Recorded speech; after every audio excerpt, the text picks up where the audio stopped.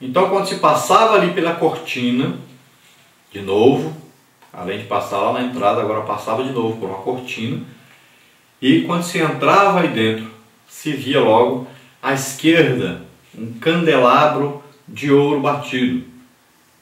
E esse candelabro tinha 7 braços. Ele tinha um braço principal e depois ia de 2 em 2 aí, mais 6 braços. Então 7 braços. Se você ler Isaías capítulo 11, versículo 2 aí, você vai ver que cada braço desse tem aí um significado. Vamos ver que este castiçal ele deveria ser mantido aceso com azeite. Veja, as lâmpadas em cima era colocado azeite e tinha que ficar aceso sempre este castiçal. Esse azeite é símbolo do Espírito Santo. E essa luz produzida nos lembra que Jesus Cristo é a luz do mundo. É aquele que ilumina o nosso caminho, que nos guia até o Pai. Então, se nós vemos Isaías aí, você vai ver as unções do Espírito Santo. Você vê aí Espírito do Senhor, que é o principal aí, o vão principal que mantém o candelabro, que equilibra todo o candelabro aí, o Espírito do Senhor. Diz aí a palavra do Senhor, Isaías 11, 2, e repousará sobre ele o Espírito do Senhor. Então o vão principal aí do centro, o Espírito do Senhor.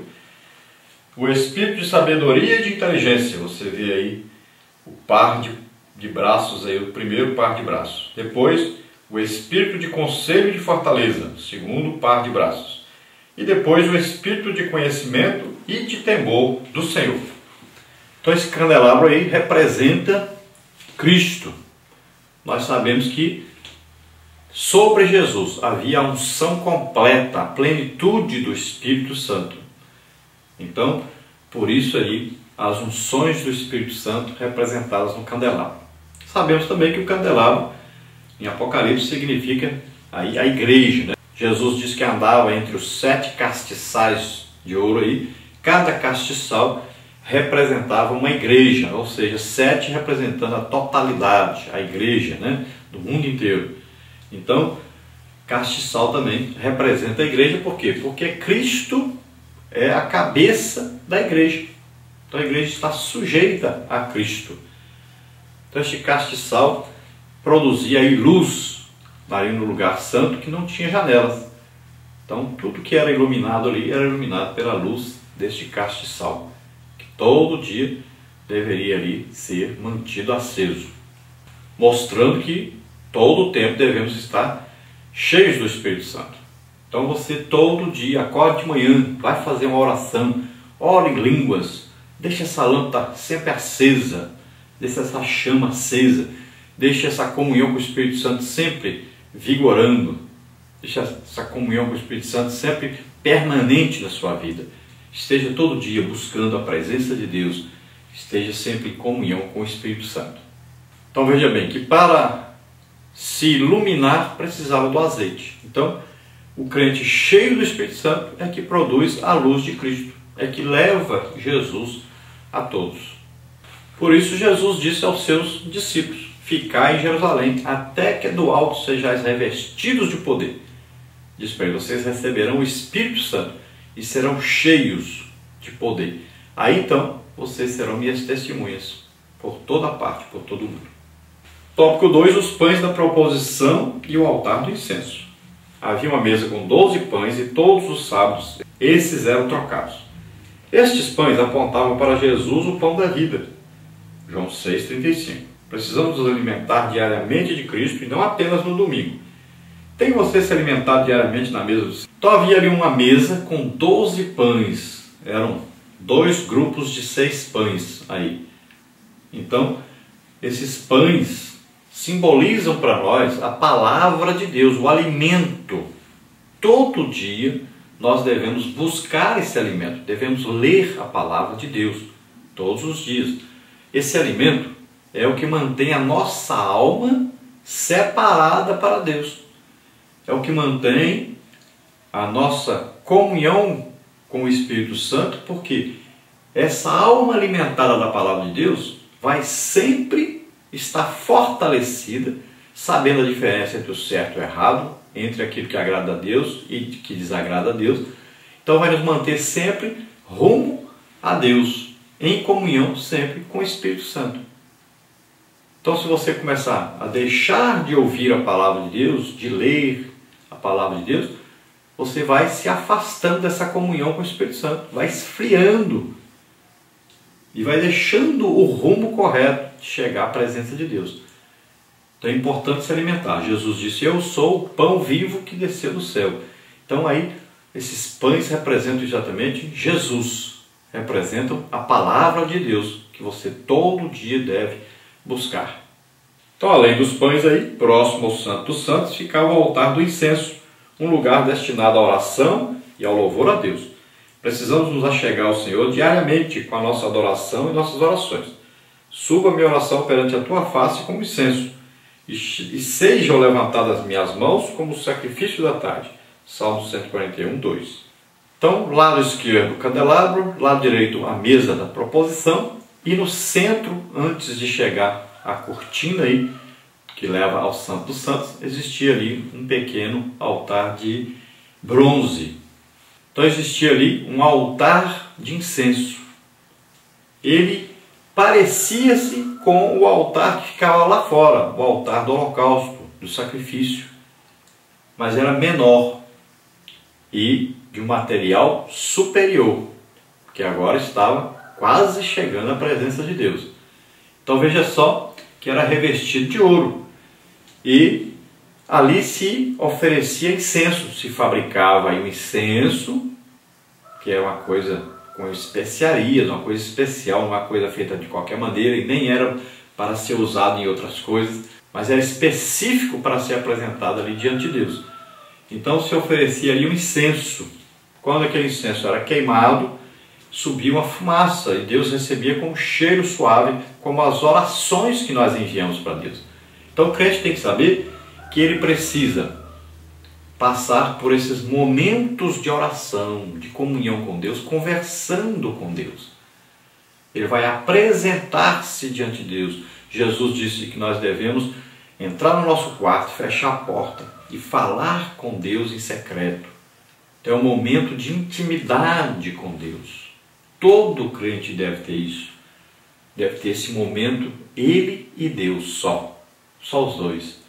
Esse momento de intimidade é importantíssimo, essa vida de comunhão, essa vida devocional com Deus, é importantíssimo. Faça isso, tenha sempre um momento de oração, tenha sempre um momento de oração, sempre um momento de orar, de conversar com Deus, tanto a seu respeito como intercedendo, orando pelos outros. Então aí é um altar de incenso, um altar de oração. Então nós devemos sempre buscar isso. Jesus é o nosso mediador. Ele está à direita do Pai intercedendo por nós. Então esse altar aí é o altar da intercessão, para se chegar à presença de Deus, para se chegar à comunhão com Deus, para ter intimidade com Deus, é preciso orar. E orar muito. Então vimos que entramos pela porta, vimos que passamos pelo altar do sacrifício, o jejum. Vimos que temos que nos lembrar da purificação do sangue de Jesus, temos que manter a nossa vida santa. Aí passamos pela porta para entrar no Santo dos Santos. E aí a porta é estreita, apertada, não entra com fardo de pecado. Aí temos o candelabro, representando aí a nossa comunhão com o Espírito Santo, a nossa busca de comunhão com Deus. E recebemos a iluminação de Cristo. Vamos agora à mesa da proposição, nos alimentamos da palavra de Deus. Depois vamos ao altar do incenso, onde oramos, mantendo a nossa comunhão com Deus e orando pelos outros também. Apresentamos as pessoas, o mundo, os missionários, as almas. Então vamos interceder. Aí agora vamos entrar na presença de Deus. Vamos passar lá para dentro, passando pelo véu, onde o sacerdote entrava uma vez por ano só, no dia da expiação, levava o sangue de um touro e levava o sangue de um bode, aspergia ali sobre o altar e colocava ali na tampa do propiciatório, a tampa que tinha em cima da arca, com os dois querubins olhando ali. E dentro da arca havia ali então as tábuas da lei, um vaso contendo maná e a vara de Arão. Então nós vamos agora para o próximo tópico nosso aí, que é o Santo dos Santos e a Arca da Aliança. Então o Santo dos Santos era um local restrito, onde somente o sumo sacerdote poderia entrar uma única vez ao ano. A Arca da Aliança era a única peça deste compartimento sagrado. Era uma caixa de madeira forrada de ouro. Durante a peregrinação pelo deserto, os sacerdotes carregavam-na sobre os ombros. A arca simbolizava a presença de Deus no meio do seu povo. Erroneamente, os israelitas a utilizavam como uma espécie de amuleto. Em Hebreus 10, 19 e 20, vemos a gloriosa revelação profética entre o Santo dos Santos, o Senhor Jesus, e o povo salvo da atualidade. O termo santuário, no versículo 19, é literalmente no original Santo dos Santos. Então veja bem, agora passamos para dentro daquele véu bem grosso, que até se diz que colocando uma junta de boi de um lado e outra do outro e puxasse, não conseguia rasgar. Então veja bem, o sacerdote, uma vez por ano só, no dia da expiação, ele entrava lá dentro, levando o sangue de um novilho para sacrifício, para a expiação do pecado do povo. E ele levava o sangue de um bode. Eram trago 2 bodes. Um bode chamava o bode emissário, o bode que ia para Azazel, ou seja, ia para o deserto. Ia ser ali solto no deserto. Então o sacerdote colocava a mão sobre a cabeça daquele bode e como se os pecados do povo estivessem passando daquele bode. E o bode era levado para o deserto e solto lá, se perdia por lá. Ou seja, Deus estava ali esquecendo o pecado do povo. Então, o outro bode se trazia e ele era morto e o seu sangue se pegava. Então, depois que colocava a mão sobre a cabeça dele, falava também que estava invocando, ali colocando os pecados do povo sobre ele. Então, ali ele era degolado, o seu sangue era levado junto com o sangue de um touro, levado até lá dentro pelo sumo sacerdote. Só uma vez por ano ele entrava lá dentro e lá ele aspergia aquele sangue e colocava também na tampa do propiciatório ali, na arca. E ali fogo descia do céu e queimava aquele sacrifício. Deus estava dizendo, eu estou recebendo o sacrifício, eu estou perdoando o povo pelo seu pecado. Essa arca, ela era conduzida e só podia ser conduzida nas costas dos sacerdotes. Eles carregavam essa arca. Por onde o povo andava, as peças do tabernáculo eram carregadas nos varais e os sacerdotes conduziam essa arca aí nas costas. Então, essa arca passou a ser um símbolo da presença de Deus, então, entre o povo de Israel, e até na guerra que o povo ia, levava a arca e os inimigos diziam assim, olha, o Deus deles está lá. E ficavam com medo, sabiam que iam ser derrotados.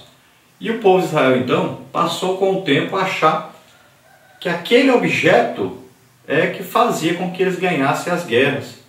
Não era mais Deus, era o objeto. Então passou a ser um objeto de idolatria. E isso não agradou a Deus. Passou a ser ali como se fosse um amuleto de proteção, né? Não tem gente aí que anda com um pedacinho de cruz no pescoço e pensa que aquilo ali vai protegê-lo de alguma coisa? Às vezes anda com um santinho aí na carteira e acha que aquilo vai protegê-lo. Então, é um amuleto. Assim também começaram a fazer com a arca. Não era mais a confiança em Deus, mas era a confiança no objeto.